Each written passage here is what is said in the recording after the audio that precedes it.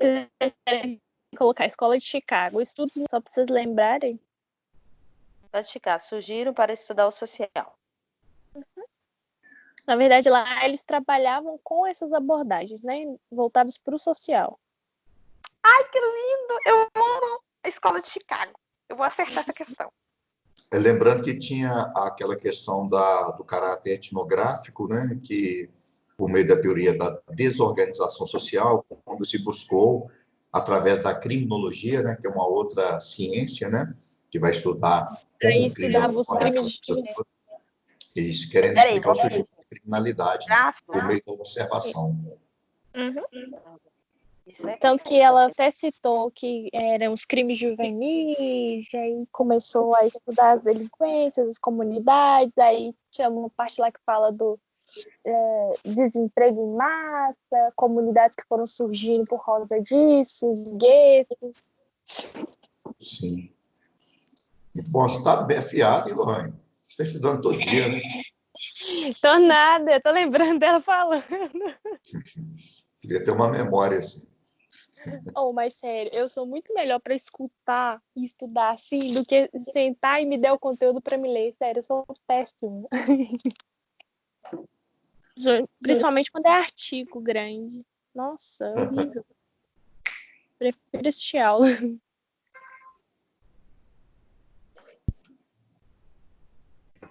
Voltei. Vocês estão me ouvindo? Sim, amiga. É porque eu saí porque meu computador voltou.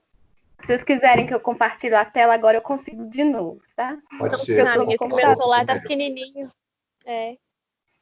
Deixa eu sair aqui.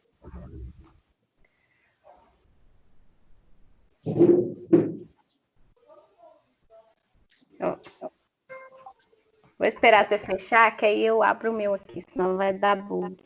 Pronto, amiga, tirei. Tá.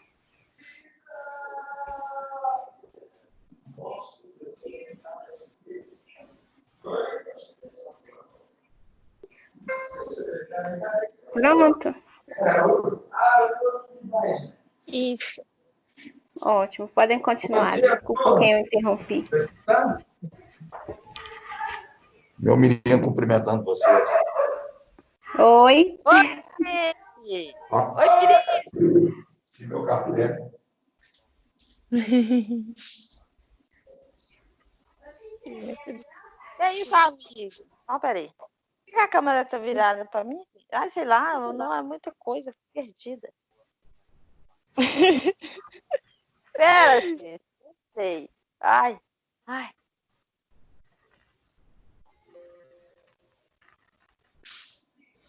A Vitória estava na hora que a gente estava explicando. A gente estava falando sobre a escola de Chicago, aí o Moisés, ele introduziu sobre que começou, né, com a criminalidade, os crimes, com o estudo dos crimes juvenis, né, o surgimento do desemprego em massa, as comunidades, os guetos, para estudar isso, entendeu? Entendi.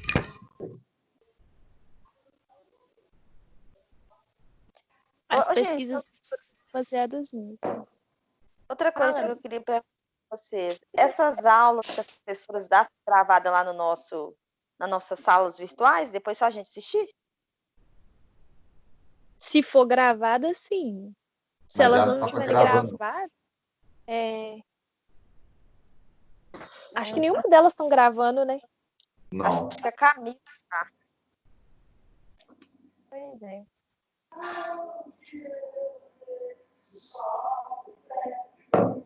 É por isso que eu prefiro aula presencial, gente. Kurt Levi.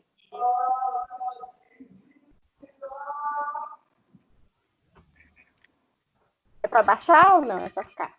Não, tá ótimo. Assim, para mim tá ótimo, vocês meninas.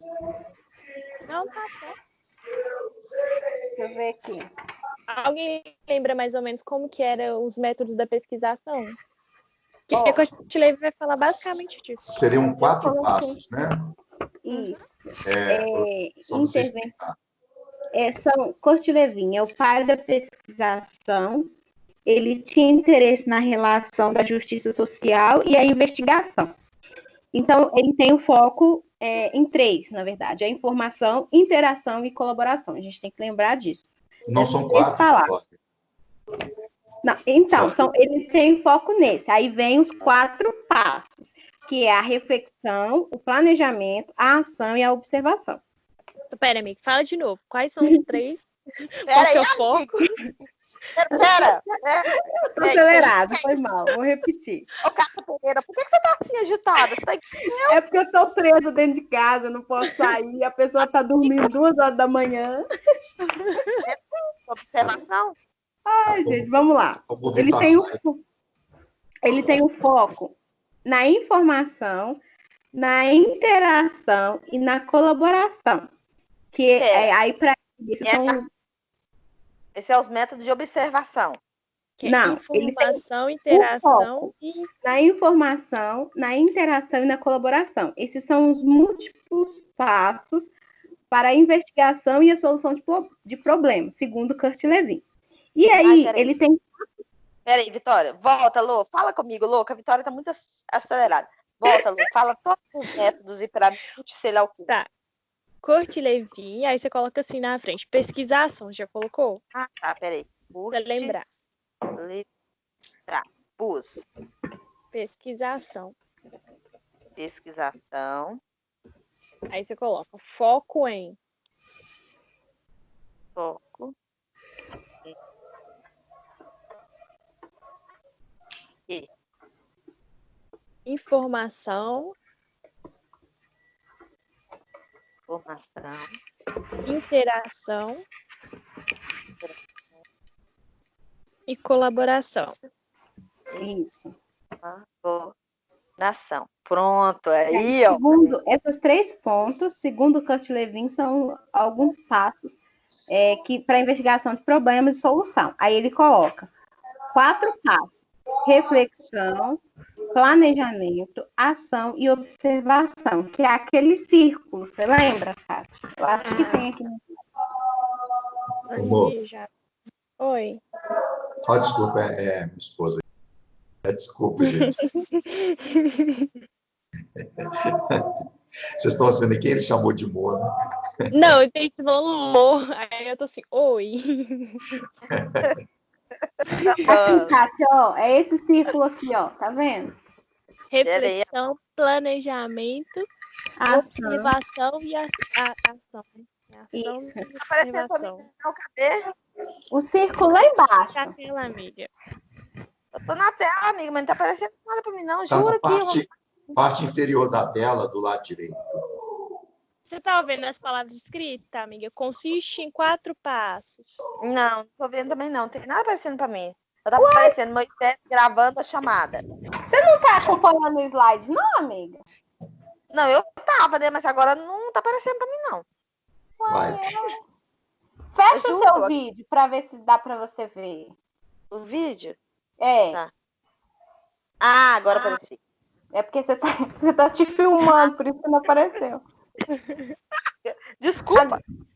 Agora você tá vendo aí o círculo que a gente tá falando? Ótimo. É isso aí. Esses são os 4 passos de Kurt Lewin, que é o planejamento, a ação, a observação e a reflexão. E eles são em círculo porque sempre pode precisar voltar em algum ponto deste. Pode voltar em algum ponto desse.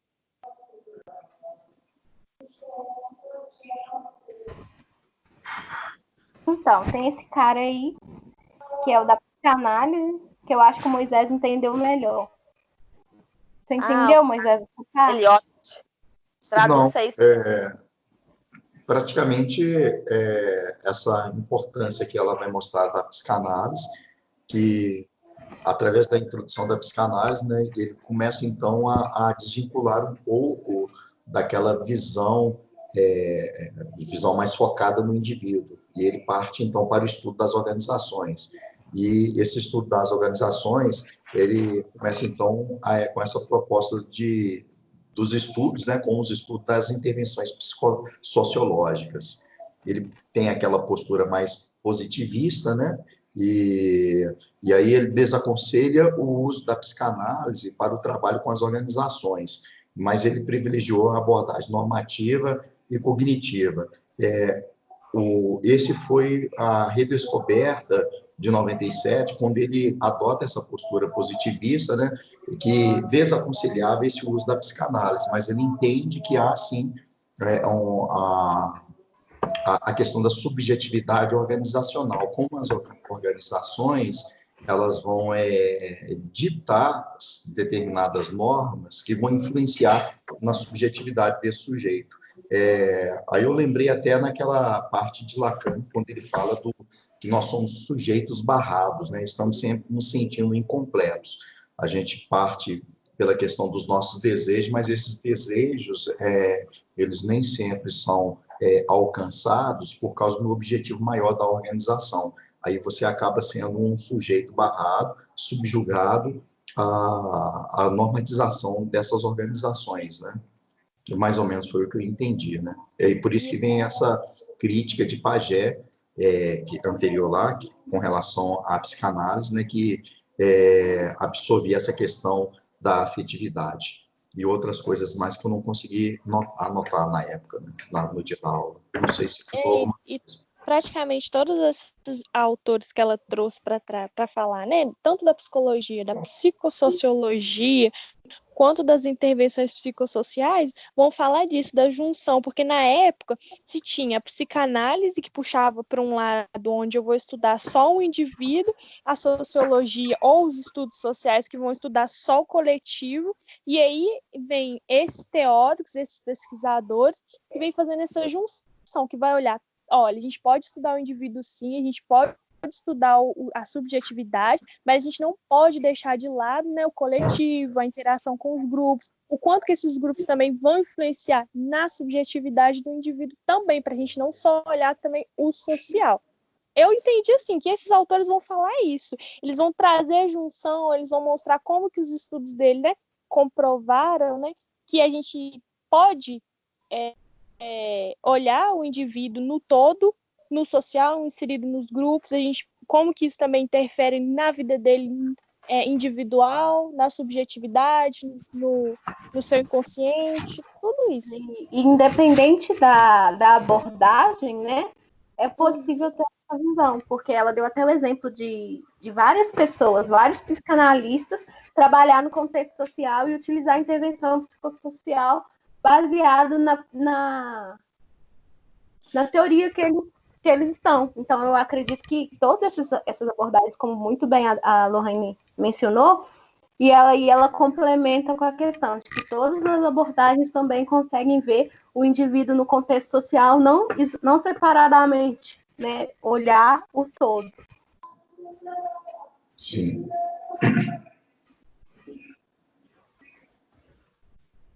Pagé. É Pagé que fala, gente? Essa é Pagé.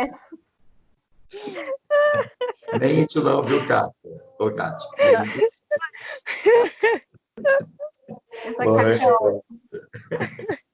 Ai, gente, vocês não, gente. Nossa, no final do... Tô com saudade de você, amiga. Eu também, amiga. Nossa, eu não aguento. Tô agitada. Amiga, você tem que fazer caminhada, usar máscara, fazer caminhada pra você desacelerar um pouco. Nossa. Tá difícil. Tá louca.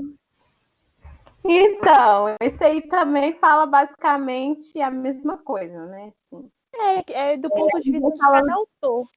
Isso. Vai falando não diretivismo, rogeriano. Só que Rogers é mais comportamental, né? Exatamente. Por ele ser mais de uma abordagem comportamental, ele faz uma crítica, inclusive, mais aberta, né? Em relação à psicanálise, né? De novo, ele traz à tona essa questão da psicanálise, que ela buscar compreender o social, que esse social também ele vai intervir na vida subjetiva relacionada ao indivíduo, e que esse indivíduo está inserido numa sociedade. Não tem como estudar esse indivíduo, né, sem observar o contexto social que o cerca, né? Então ele faz uma crítica mais aberta ainda do que o Pagés. Aham. Aliás, Porque ele vai criticar. O outro.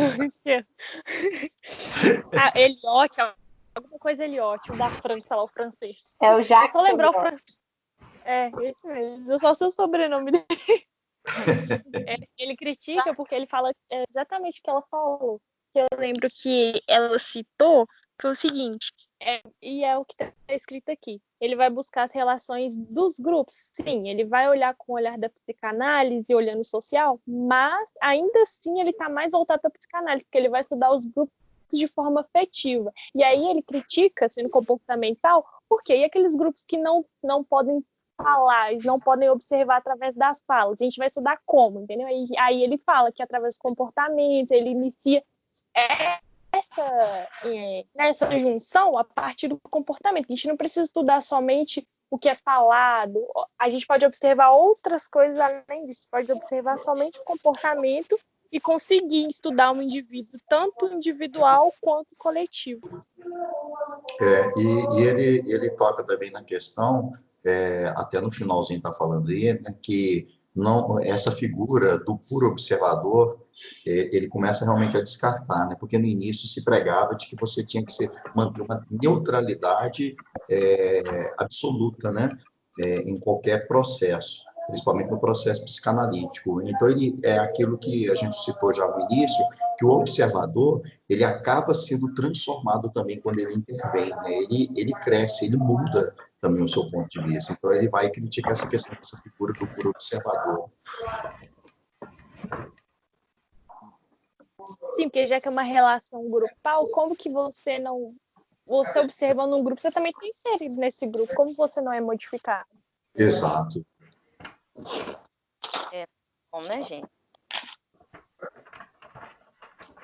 Ô, Kátia, fala para nós desse autor aí. Amigo, eu não sei nem falar o nome dele, não vou falar nada não, só estou observando. Essa Kátia. Eu vou estudar tudo e antes da gente fazer a prova, a gente podia fazer outro Skype, que aí eu vou estar preparada. Semana vou tirar hoje, vou tirar segunda ou terça-feira. Terça-feira a gente podia fazer outro. Pode ser. Com o principal que a gente conseguiu pegar, que aí eu vou estudar, sabe? Ótimo. Se vocês concordarem. Concordo, amiga. Eu estou em casa, estou caçando serviço. Eu também praticamente estou revendo as aulas só agora. Eu não consegui ainda parar para rever, não, por incrível que pareça. Minha vida ainda está... Mas praticamente, eu acho assim, a prova da André vai estar super difícil. Por quê? Porque ela sabe que a gente vai consultar.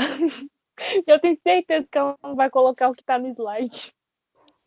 Eu também acho que não. Ela vai colocar, mas com outras palavras, com outra linguagem. Imagina, se na sala o povo cola, imagina online, gente. Óbvio. Se você tiver uma dúvida, você vai consultar, gente. Só que é por isso que eu tô falando. Eu acho que ela não vai colocar a coisa que tá no slide. Óbvio que ela vai ter que seguir o que ela deu, né? O que tá no A não slide, ser que ela obrigue todo mundo a fazer a prova com o vídeo aberto. Aí, aí sim. Mesmo que tenha maneiras de você colar, porque não tem como, né? Mas ela vai, tipo assim, a pessoa pelo menos vai ter um pouco de receio, né? Porque ela vai estar lá vendo. Só se ela, a não ser que ela peça pra gente compartilhar a tela, entendeu? Todo mundo compartilhar a tela, que aí ela vai ver o que a gente tá mexendo. Se a gente tá fazendo só a prova ou se a gente tá consultando outras abas. Então vai compartilhar a tela. Vai saber. Mas então, eu só não sei se tem como compartilhar a tela todo mundo, né? Porque se não tiver, ela se ferrou. Eu também acho meio complicado. Então tem esse cara aí. Ele fez os primeiros protocolos, né, de intervenção que poderiam ser consultados. E aí cobrir as organizações de um hospital psiquiátrico como empresas. Eu acho que isso aí é só lembrar. Esse cara aí, André Levi, começou os protocolos que abria para além das organizações, que aí fica mais fácil de lembrar. Aí tinha, né, que estava descritos procedimentos, metodologias, entrevistas, então tudo começou com ele, os protocolos de intervenção. E ele que dá esse caráter também, que é interessante, caráter científico à metodologia, né? Isso. Porque até então eles estavam considerando como teorias que ainda estavam dialogando, discutindo seus pontos de vista. Um se colocava, às vezes, com a sua posição naquela abordagem que eles tinham abarcado, e aí André Levy ele traz, então, esse caráter científico mesmo, a metodologia a partir dele. Caráter científico. Aí vem aí, ela trouxe alguns pontos, né, do posicionamento clínico, que é o posicionamento global em relação ao outro, mas também em relação ao saber, a sua elaboração. Eu penso que é aquela questão, a gente não vai manter que nós somos, como diz, tem essa diferença, né, nós estamos em cima e as pessoas embaixo, mas também tem que manter essa questão de essa relação, né, da questão de saber e da sua elaboração. É um posicionamento diferenciado, não mostrando que nós somos o detentor de saber, que a gente sabe tudo, mas também manter essa relação. Não sei como que eu explico, não sei se deu para entender, mas é basicamente isso. Intervenção de um lado, pedindo de outro, a articulação entre pesquisa e prática, que ela falou muito bem disso, né, que não se faz prática sem teoria, abordagem de sujeito ou um conjunto de sujeitos reunidos em grupo ou organização. É aquilo que eu falei anteriormente, Kátia, da questão de você intervir na organização, mais você tem que também levar em conta a subjetividade daquele sujeito, né? Mais ou menos isso. Eu acho que a questão que você quis falar, Vi, no posicionamento clínico, é que, é igual você tá falando, né? A gente não a gente tem que se colocar enquanto não detentores do saber, a gente não é detentor do saber, porque a gente também aprende com essa relação, mas a gente está ali enquanto um profissional, né? Enquanto um mediador, um agente de mudança. Exatamente. É isso mesmo. Pode passar, amiga.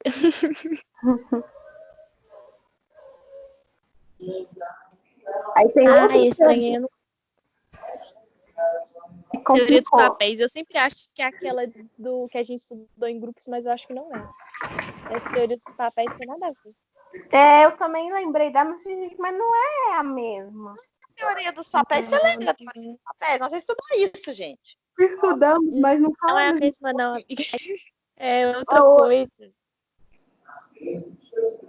Isso aí é mais Isso aí tem a ver com a escola de Chicago e com os estudos sociais. Essa teoria dos papéis aí é voltado para o social. Não tem a ver com psicodrama, as coisas que a gente estava estudando.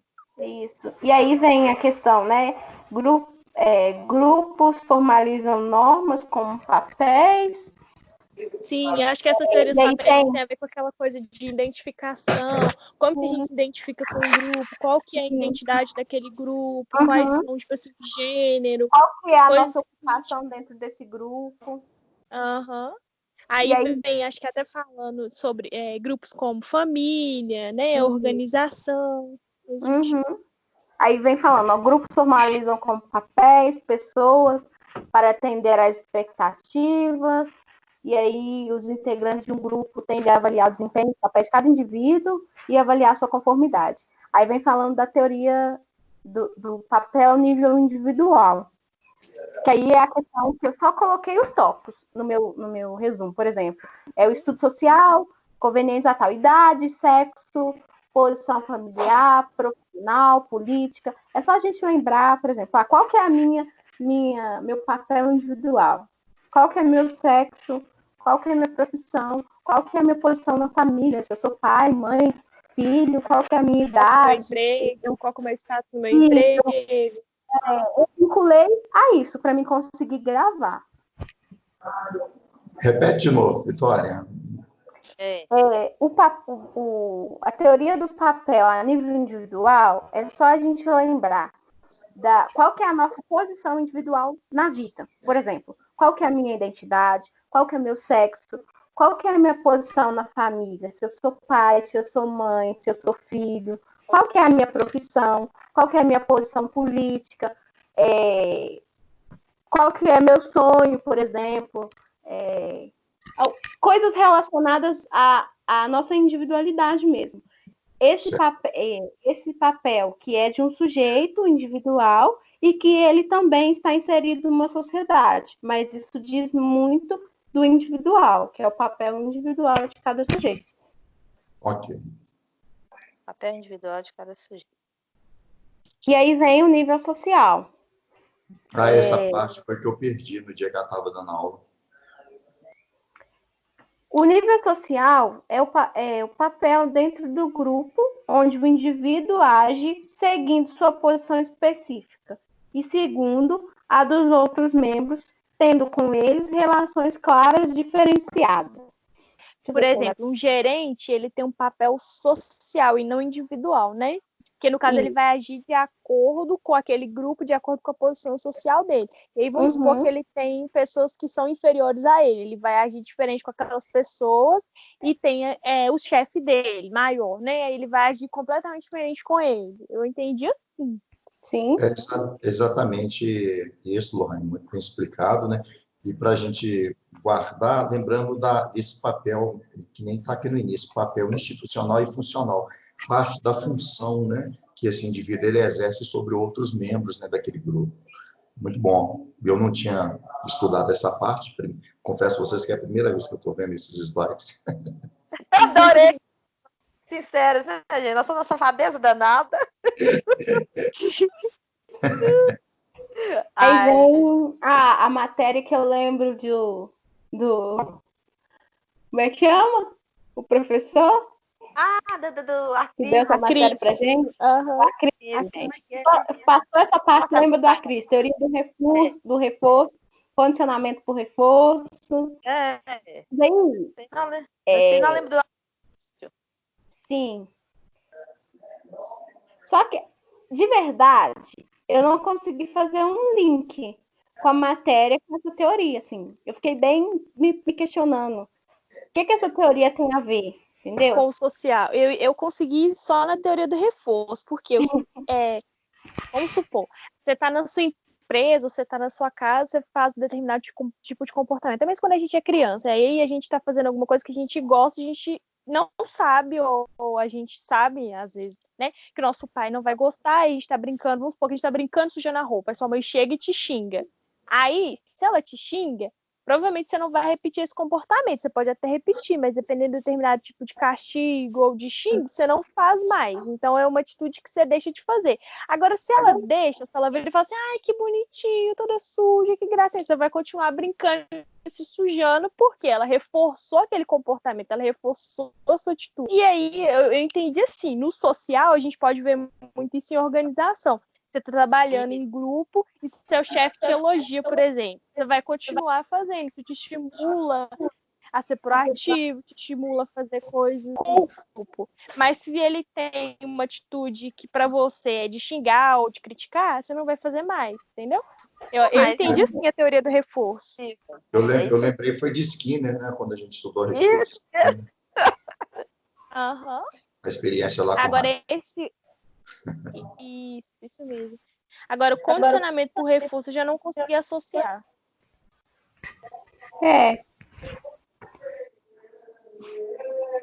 Porque tá falando de resposta, resultado.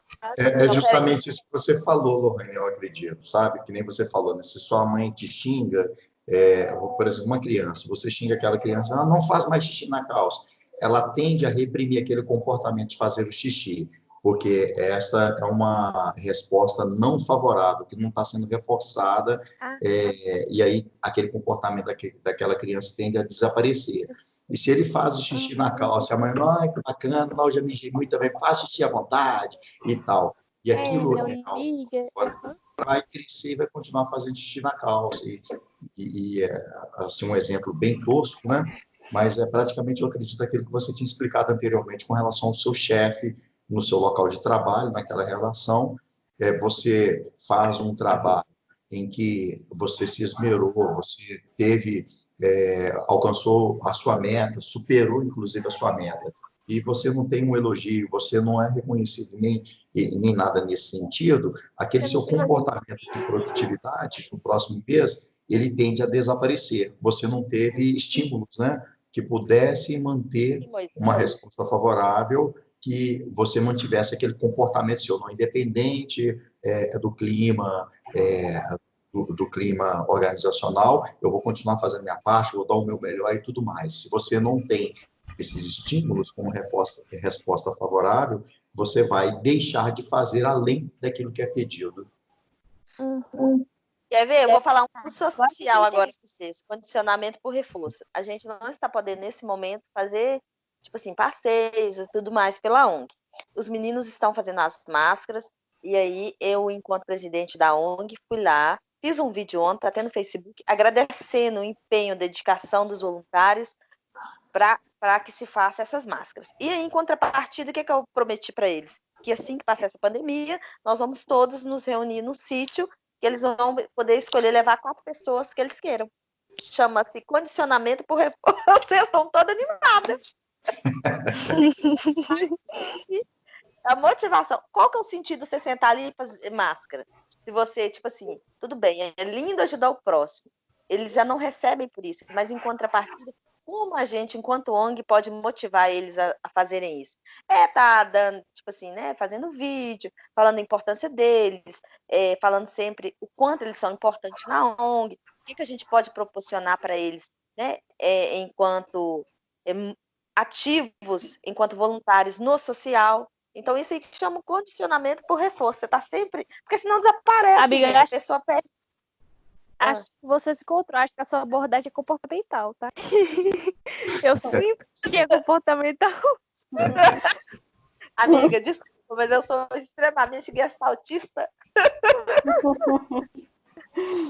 Aqui. Bom, é igual os meninos falaram, as professoras que falaram com a gente. E isso aí, minha psicóloga, que eu faço terapia, gente, que tem falado, a gente tá rindo assim, brincando, mas ela falou que quando a gente está numa clínica, independente se é uma clínica individual, se é uma clínica social, a gente tem que entender um pouquinho de cada abordagem.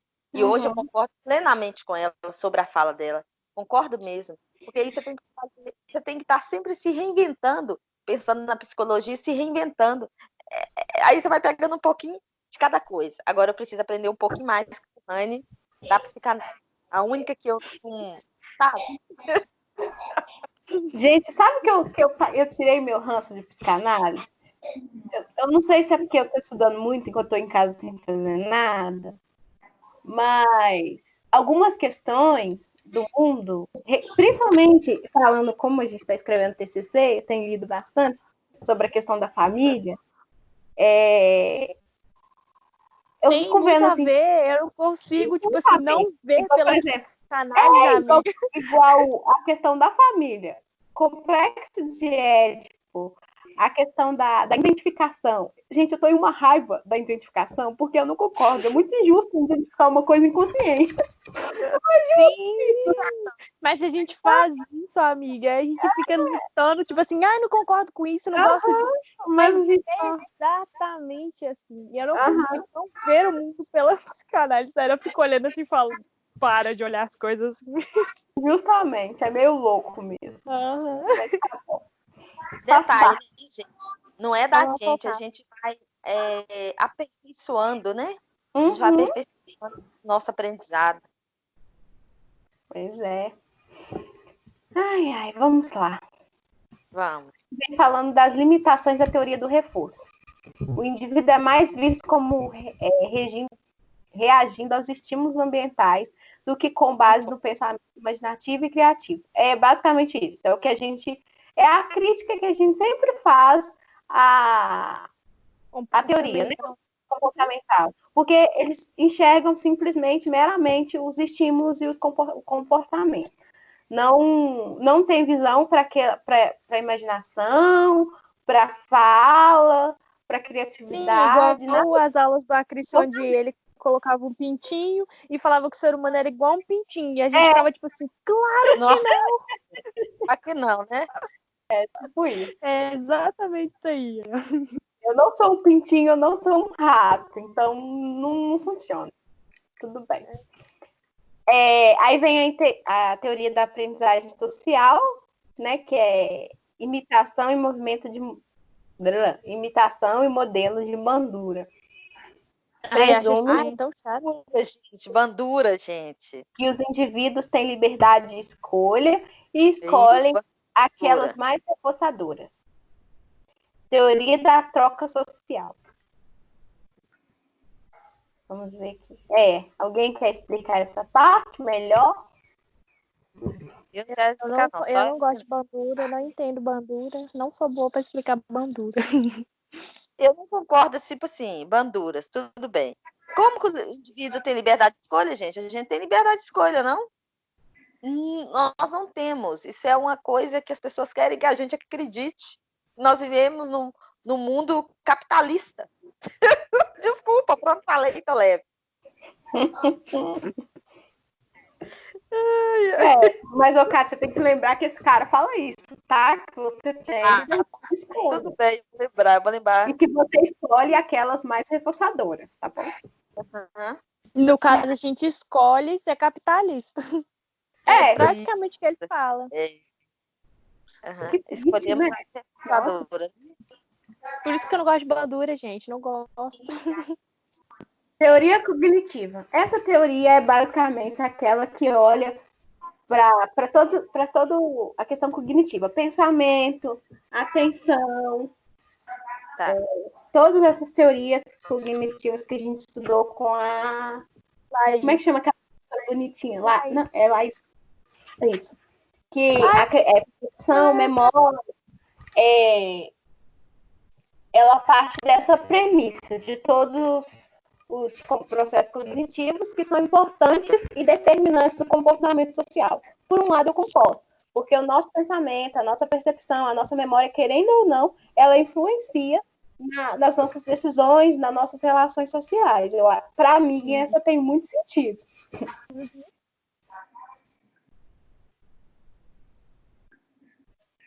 Aí vem falando também da questão que ela não nega a importância dos estímulos externos, né? Mas ela acredita no vínculo que existe entre eles. Externo e interno, que é realizado pelo indivíduo que não apenas interpreta ativamente o significado dos estímulos, mas também escolhe as ações a serem realizadas em resposta ao estímulo. Críticas. Às vezes considera simplista na forma de ver fenômenos complexos e fenômenos cognitivos não são diretamente observáveis. A crítica, tipo assim, tem a ver, porque igual você falou, né? Faz sentido. Sim, por quê? Porque a nossa percepção, a nossa memória tem a ver com o que a gente vai, com o nosso meio, né? Como a gente vai interagir socialmente. Sim, ok, tem. Mas tem muita coisa que não é observada. Vamos supor que você tá lá na sua empresa, você tá pensando 1 milhão de coisas, ok, tá influenciando no seu social, mas eu, enquanto do seu grupo, lá eu tô vendo você trabalhar, mas eu não sei o que você tá pensando. Não é uma coisa observável. Não é um comportamento social observável, entendeu? E faz todo sentido, porque muitas vezes os conflitos que tem em grupo é justamente por ser um comportamento não observável. Às vezes a pessoa acha que aquela pessoa tá de mau humor, ou ela tá com a cara fechada, às vezes a pessoa nem tá, ou ela nem percebeu. É uma coisa, né, cognitiva dela, é um comportamento dela que você não observa, e aí começa a ter essas coisas, essas divergências dentro dos grupos. E é interessante quando eu penso em cognitivismo, né, o pensamento cognitivo e tudo mais. E às vezes a nossa mente se auto-sabota. Às vezes a pessoa fala assim: mas você tá tão nervoso, você tá parecendo que você tá estressado, mas o nosso pensamento, ele, né, na nossa cabeça, conscientemente, a gente quer mostrar que não é isso. Mas só que o cognitivo não tá entendendo isso. Então, eu acho que existe essas coisas interna e externa por causa disso, porque existe uma autossabotagem muito grande nisso também, nesse comportamento.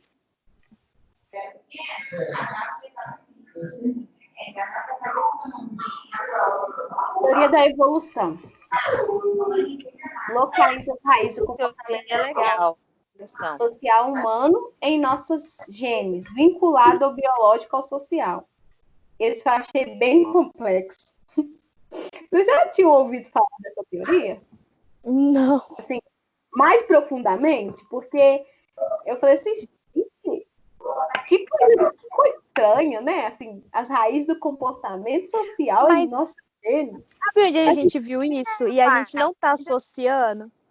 Quando a gente teve aula do Jair. Não, quando a gente teve aula do Jair, quando ele falava sobre crimes. Que aí ele falava que 50% era o gene, 50% era o meio que você tem inserido. Aí ele falava assim, filhos de pais criminosos que não foram criados com essa família, foram criados em um ambiente diferente, eles têm 50% de chance de não cometerem crime. Mas filhos de pais criminosos que convivem nesse meio, eles têm 100% de chance de virarem criminosos. Então, você está falando praticamente que o seu gene, ele é social. Entendeu? Então, tipo, É como se fosse uma coisa construída, né? Assim. E aí a gente pensa, não, gente, mas a pessoa vira porque ela escolhe, vira porque ela é influenciada, beleza, mas aí o Jair pega e fala pra gente que se você tem uma mãe e um pai que já cometeu crime, você tem 50% de gene de uma pessoa que é criminosa, aí você fica assim, não concordo com isso. Mas é isso que essa teoria tá falando. Eu acho que a nossa dificuldade também de aceitar essa teoria da evolução, porque ela é um tanto determinista, né? Tipo assim, se você nasceu num lar onde as relações elas são conflituosas, onde você tem pais que são alcoólatras, abusadores, você praticamente vai crescer, vai se socializar, mas vai emitir os mesmos resultados lá na frente, no futuro. Você vai ser também alcoólatra, você vai ser um agressor, uma pessoa abusativa, né, que realmente não vai conseguir se interagir de uma forma mais harmônica com a sociedade. Então, ela dá muita... tem uma visão muito determinista, né? Que o sujeito ele não é capaz de mudar aquilo. Né? Vocês querem ver um exemplo assim, que a gente teve na ONG? De um pai que abusou da menina desde 4 anos de idade. E o filho viu. Esse filho, depois que esse pai abusou dessa menina, foi desenvolvendo e tudo mais, o filho passou a fazer a mesma coisa com a irmã. Por quê? A mesma menina que era abusada pelo pai? Isso, começou a ser abusada pelo irmão. A Lohane sabe disso, é as histórias que a gente vive. Mas assim, ele repetiu o que o pai dele fazia com a irmã. E agora está querendo repetir novamente com a irmã de 3 anos. Só que aí ele está certificado, CREAS, eles estão observando, tudo, tá? Porque ele repetiu com a irmã, que hoje tem 14 anos, 15, já fez 15, já tinha 14, fez 15 quando a gente descobriu, e agora está querendo repetir com a irmã de 6 anos. Só que o CREA já está sabendo, está observando, né? Sim, mas isso tem muita relação, se a gente for observar o social, né? Se eu for parar para pensar o meu trabalho, os adolescentes, por exemplo, um adolescente que te trata com muita agressividade. E toda vez que você vai falar com ele é aquela, né, aquela retaguarda, aquela agressividade toda. Se você for procurar na história dele, você pode ter certeza que alguém é agressivo com ele daquele jeito. Então, é interessante mesmo a gente pensar por esse lado, assim. Tudo bem que, né, é muito determinado, também acho, mas eu acredito que realmente a gente repete alguns comportamentos da nossa família. Se a gente olhar por nós mesmos, se a gente pensar na nossa vida, na nossa forma de lidar com a vida, tem sentido, sim. E essa influência, ela se dá muitas vezes pelo espelhamento, né? Acaba que, através do espelhamento, aquele sujeito ele começa então a repetir aquelas ações que ficaram gravadas no seu subconsciente. E ele passa a ter a noção de que aquele comportamento é o comportamento aceitável, normal. Tipo assim, o agressor, ele nunca foi repreendido por ninguém, não houve uma intervenção, né? Então ele acha que aquilo é normal, ser abusado. Sabe o que eu lembrei agora? Qual filme? Precisamos falar de Kelvin. Sim. Lembra quando eles na sala? Basicamente isso que a gente está falando. Um menino que Sim, nunca foi a repreendido. mãe dele sofreu uma depressão. E a mãe dele sofreu depressão pós-parto. Ela tratava ele com indiferença quando ele era um bebê. Ele era como se fosse um objeto, uma coisa. Sim. Querendo ou não, a criança não fala, ok? Aí todo mundo pensa assim, mas a criança não sente, é um bebê. Não, mas são as primeiras interações dele. Olha quais foram as primeiras experiências dele de interação com essa mãe. Então ele refletiu tudo isso. E aí, tipo assim, a gente estudando um pouquinho mais de psicanálise, a gente vê que realmente nesse ponto eles têm razão. Porque quando você vai estudar o conceito e a base teórica da psicanálise nessa parte, você vê que tem muita coisa que a gente puxa. Que a gente vê que está interiorizado da família, das primeiras relações. É o que a Vitória estava falando naquela hora, da importância quando a gente começa a compreender a questão do complexo de Édipo, né? E essa falta do interdito da figura paterna, né? E quando não ocorre isso de uma forma salutar, aí esse sujeito ele vai ficar refém, né, desse espelhamento, e aí talvez essa teoria da evolução tente explicar um pouquinho essa questão do vínculo do biológico ao social. Né? Aí vem falando das características básicas da intervenção psicossocial, tem caráter científico, unindo a pesquisa à ação, preocupação em gerar mudança e desenvolvimento, foco em grupos, instituições, comunidades, ação sobre problemas atuais da sociedade, necessidades psicossociais de grupos, instituições e comunidades, intervenção focada, caráter preventivo, contexto social e cultural, inclui a diversidade do grupo, instituição ou comunidade. Aí vem falando de todos os tópicos, né? Caráter científico. É a questão da pesquisação, né? Os parâmetros metodológicos científicos. E aí vem falando da pesquisa, que precisa da análise da demanda, do mapeamento das necessidades e também da avaliação. Também, no caráter científico, ela produz uma reflexão e uma crítica e reformulação, que é aquilo que eu falei anteriormente, da questão do círculo, né? Numa intervenção social, a gente sempre vai ficar refletindo e sempre vai fazer crítica e sempre vai reformular se necessário. Então, é importante a gente lembrar essa questão, que não é uma coisa engessada, não é uma coisa fechada, é uma coisa aberta à proposta, igual a Andréia falou da questão do grupo, que ela foi fazer a intervenção. Eles precisaram mudar, porque eles não aceitaram que ela era uma loura, né, e tudo mais, e não aceitava ela lá, então teve que mudar a pessoa, mudar o padrão para um homem, porque tem relação com aquele grupo específico, não aceitava as mulheres daquela forma. Então, a gente tem que pensar que a intervenção psicossocial está aberta a mudanças, a reformulações. E também a intervenção junto a um grupo deve ser vista ao mesmo tempo como uma ação e como um modelo de desenvolvimento de novos conhecimentos.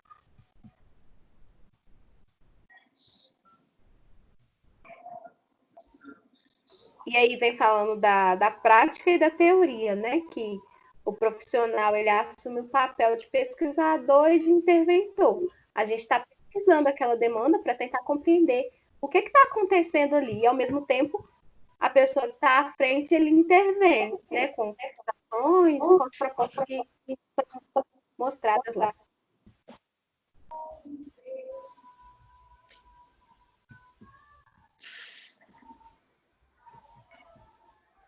Outro tópico também é a geração de mudança e desenvolvimento, né, porque um dos objetivos é gerar mudança, ou seja, aquela demanda que não está indo, não está indo muito bem, a gente propõe da mudança, é o objetivo fundamental, gerar mudança. E alguma mudança, pode falar, Moisés? Não, nada não. É porque eu mexi aqui. Mudança alguma pode ocorrer sem que a necessidade de mudança seja primeiramente percebida e sentida pelo grupo. Então, na intervenção psicossocial é importante pensar nessa questão de que tudo vem do grupo, né? Então, se o grupo não perceber que precisa daquela mudança, não tem sentido para eles. Não adianta a gente chegar lá e falar assim, olha, tá tudo errado, vamos mudar. A palavra que eu associei muito à intervenção psicossocial em relação ao grupo foi a questão do protagonismo. Talvez não seja uma palavra propriamente dita da intervenção psicossocial, mas para mim é social. Eu falei, gente, para gerar mudança dentro de um grupo, para ter intervenção psicossocial e ser uma coisa bem sucedida, digamos assim, então o grupo precisa ser protagonista. O que é ser protagonista? O grupo ser ativo naquele processo. Vamos ser protagonista da nossa vida. Eu vou ser protagonista, vou ser uma pessoa ativa na minha vida, eu quero gerar mudança, eu quero fazer as coisas. Então, o grupo sendo protagonista desse processo, dessa demanda, a mudança pode fazer sentido. Sabe o que eu lembrei, Vi? Você falando que a gente tem que aguardar a mudança, a gente não pode chegar lá e inserir a mudança. Dos estágios, não sei se o Moisés fez, ele já estava com a gente, um estágio que a gente fez com crianças e adolescentes, eu não lembro, mas acho que era políticas públicas o estágio, que a gente foi até as escolas, né? Fez as intervenções com esses adolescentes e que a gente chegou lá e os nossos professores, o que vocês têm que fazer? Primeiro vocês observam e aí depois dessa observação a gente propunha, né, uma intervenção. Só que muitas vezes quando a gente aplicar essa intervenção, a gente viu que, tipo assim, para eles foi bom, mas foi só isso. Eles não quiseram essa mudança real. Foi a gente que chegou lá com uma mudança. Mesmo porque a gente também não teve tempo para observar e para ver. Foi lá 3 vezes, eu acho. Pois é, e aí a gente chega com uma mudança, tipo assim, vamos fazer uma intervenção sobre bullying aqui, mas eles mesmos não querem isso. Para eles, daquela forma, é o jeito que eles entendem, que eles vivem no meio social deles, entendeu? Então, tipo, a gente chegou com uma mudança pronta numa caixinha e falou assim, aí, se vira, pode ir, vai. Justamente. Isso. Agora, aí a gente pode relacionar também a diferença quando a gente fez o nosso estágio quando a gente fez aquele trabalho com a Simone, né?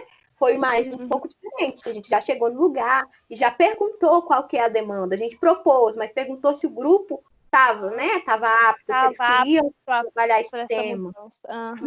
Exatamente. Foi completamente diferente. A experiência também foi completamente diferente.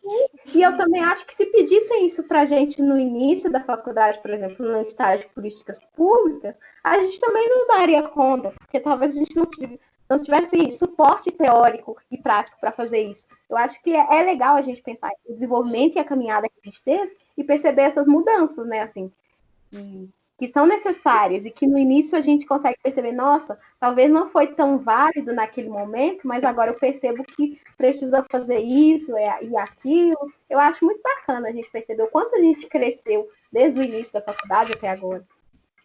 Eu também que a gente vai percebendo como que um mesmo trabalho, né? Lógico que são abordagens diferentes, temas diferentes, mas como que e os grupos também foram diferentes, mas como que a gente aprendeu com aquilo, mesmo que a gente chegou lá e falou assim, nossa, para mim não teve graça, a gente chegou com os adolescentes, conversou com eles não aceitavam tão bem, a gente teve pouco tempo e tal. E aí quando foi, né, com os grupos, no meu caso a gente trabalhou com um grupo de idosos, né? Eu lembro que foi, mesmo sendo idades diferentes, como que o nosso pensamento foi diferente, já chegou pensando assim, nossa, temos que ter cuidado, se a gente chegar lá e vamos fazer e pronto, acabou, não vai dar certo. A gente tem que pensar o que eles querem, qual que é o objetivo desse grupo, como que é esse grupo, como que ele é formado, como que é a identidade desse grupo, para depois pensar uma intervenção. Completamente diferente. Embora eu não participei com vocês, mas que nem a Vitória disse, né, esse crescimento acadêmico, a evolução, né, que pode ser vista principalmente através do caráter da observação, né?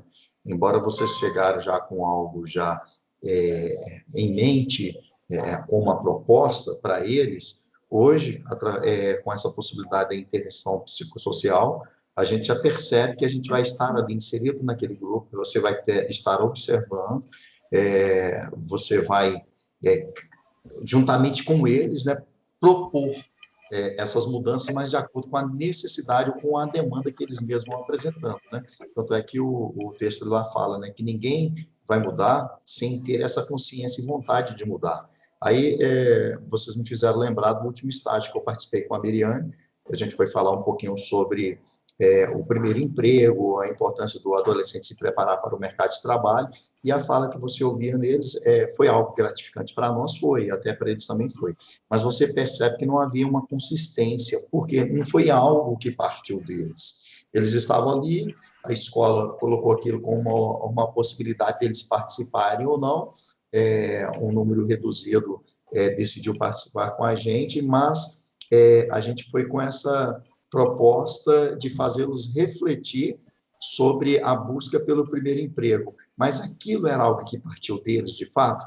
Então, legal, me fez pensar e tudo mais. Não houve uma mudança, aquilo que vocês pontuaram aí, né? Não houve uma mudança significativa, porque não era algo que ainda fazia parte de uma realidade que eles se viam com aquela necessidade de tomar uma decisão de imediato, né, em cima daquilo. Exatamente.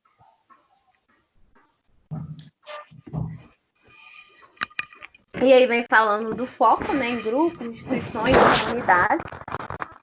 Uma coisa importante que a professora falou nessa questão é que a intervenção psicossocial, ela tem, a sua atuação é muito forte nas áreas de vulnerabilidade, mas não quer dizer que o foco dela é só com a questão em situação de vulnerabilidade social. Também tem o seu trabalho, tem a sua intervenção psicossocial em instituições particulares, instituições privadas, mas ela é muito utilizada em pessoas em situação de vulnerabilidade social.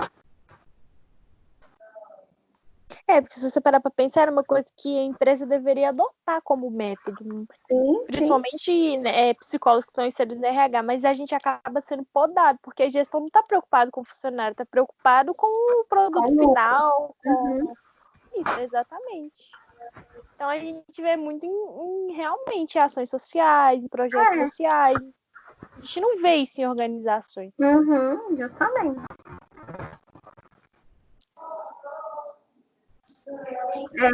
Aí vem falando sobre ações sobre os problemas atuais da sociedade, necessidades psicossociais do grupo, instituições e comunidades. É a questão da demanda, né? E aí vem falando que eu já citei, não se aplica apenas em população desfavorecidas. Mas aqui no Brasil, infelizmente, é a atuação basicamente nessa área.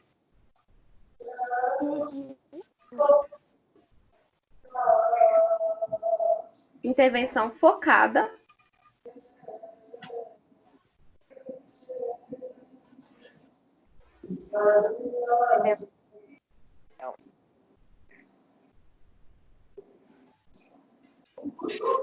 Essa intervenção, ela vem falar da questão que a gente deve examinar os pontos, né, de urgência e quais que a gente deve intervir. Porque às vezes você chega em um grupo tão bagunçado que você fala assim, meu Deus, esse grupo precisa, tipo assim, tem várias demandas, precisa de várias intervenções em vários pontos.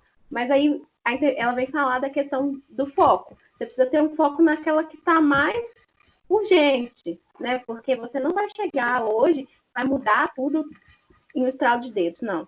Muito pelo contrário, para fazer uma mudança mínima depende de muito tempo, né? Assim, depende de um vínculo ali, de uma participação ativa da sociedade, dos integrantes do grupo, dos integrantes da instituição que seja.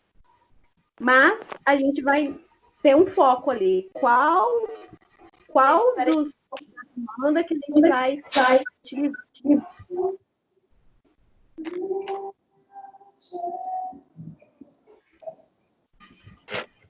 Tem falado do caráter preventivo, né? Que também tem o foco de prevenir as demandas, situações cotidianas que podem atrapalhar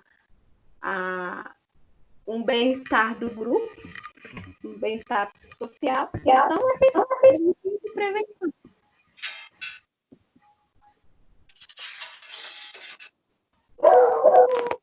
Alô! Peraí, gente. Acho que a Cátia pediu para a gente esperar um pouquinho. Ah, tá. Enquanto isso, eu vou ali e já volto também. 2 minutos. Alô! Eu não sei onde que eu pus, não. Peraí. 2 minutos. Pode falando, gente.